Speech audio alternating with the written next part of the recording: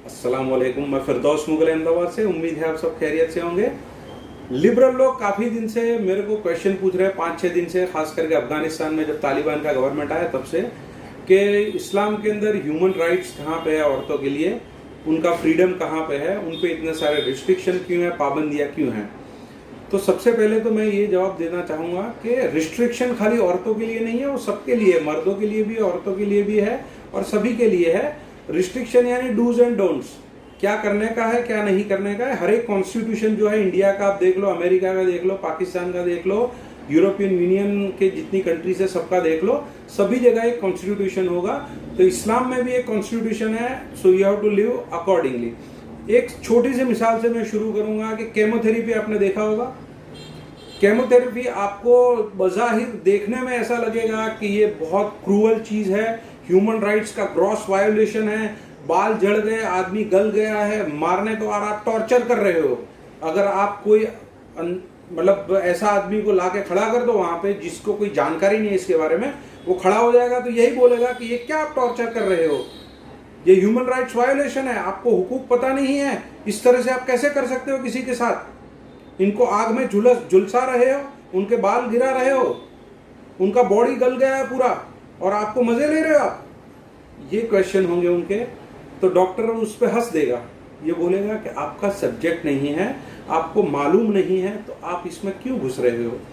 यही चीज जो है मैं इन लिबरल्स को बोलता हूं कि जो खालिक है, जो ईश्वर है, बनाने वाला अल्लाह, उसको मालूम है कि उसके बंदों के लिए क्या सही है क्या गलत है, औरत के लिए क्या सही है, मर्द के लिए क्या सही है। दोनों अलग अलग चीजें, both are equals but they are not identicals. तो आप जो है औरतों के जो राइट्स है वो इस्लाम ने 1400 साल पहले दे दिए। ऐसे कितने भी राइट्स है मैं आपको गिना सकता हूँ, बट मैं उस पर एक अलग से वीडियो बनाऊंगा।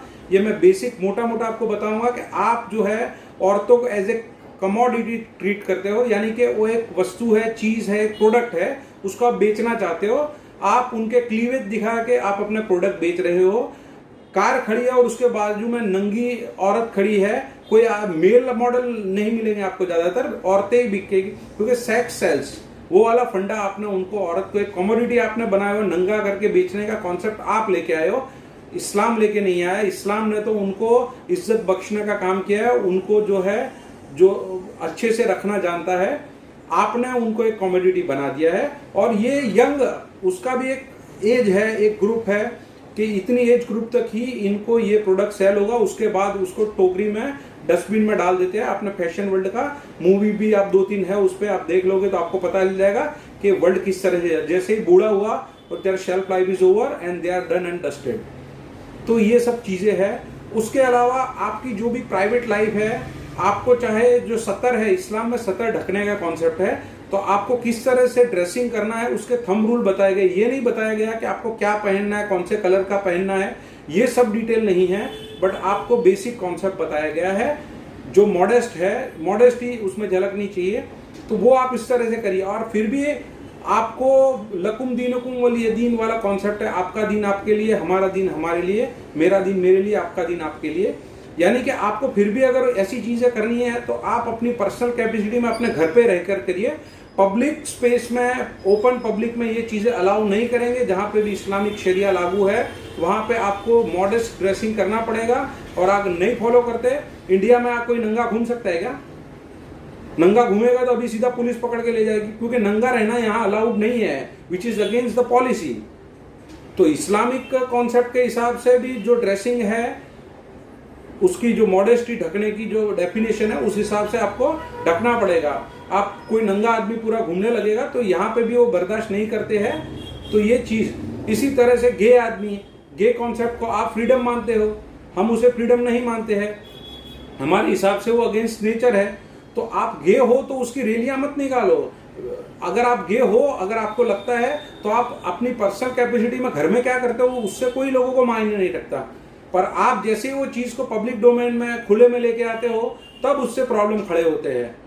तो इस्लाम में क्या राइट्स है वो तो सबको मालूम है, और खालिक है, उसने उसका बनाए हुई चीज के बारे में सबसे अच्छी चीजें क्या है वो अच्छे से जानता है, और उसने उसी हिसाब से हमको ये कॉन्स्टिट्यूशन दिया है, शरिया दिया है।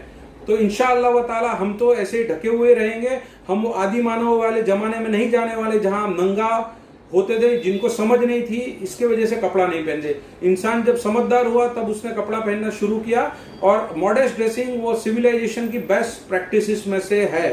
और अगर कोई नंगा, इसीलिए तो हम फटे हाल नंगे हाल, ऐसे ही तो नहीं बोला जाता फटे हाल नंगे हाल। कपड़े वाले को कोई ऐसा बोलता है कि ज्यादा कपड़े पहने वाला, क्या वो गाली गिनी जाती है? जबकि फटे हाल नंगे हाल को गाली गिना जाता है। आप फटे हाल नंगे हाल रहना चाहते हैं तो रहो आपकी पर्सनल कैपेसिटी में, बट जहां पे भी शरिया कानून लागू है वहां पे आपको मॉडेस्ट ड्रेसिंग करना पड़ेगा। ये बिल्कुल वाज़ेह बात है।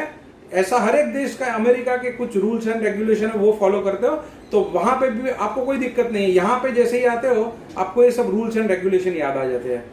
इस पे मैं डिटेल वीडियो इंशाल्लाह और भी बनाऊंगा, और आपको कोई पर्टिकुलर ऐसा सब्जेक्ट वुमेन राइट पे तो मैं इंशाल्लाह बनाऊंगा ही।